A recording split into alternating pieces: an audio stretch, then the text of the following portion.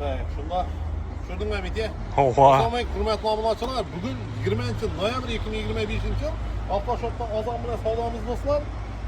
Bir 2 kun oldin istora qo'yib o'tgan Nexia mashina bo'ldi. 97-yilda ishlab chiqarilgan. Motorlar toza remont olgan. Metal surutlari bor, imkon qolgan. Havo ham berib turadi.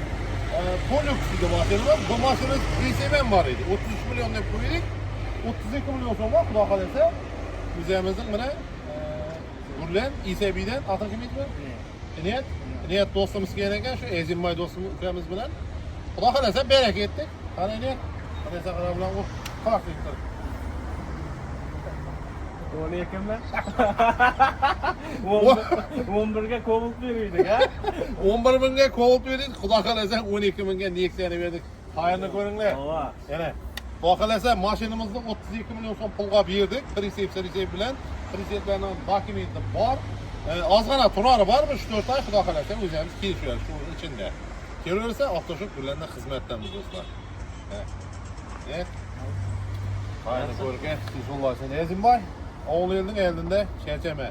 Shu Ezimboy ukam o'zi remont etgan ekan, ham meni ko'rib, tavsiya etib, tekshirib oldi xudo xolasa. Kelaversa avtoshop bularning xizmatdamiz. Maşallah ko'p.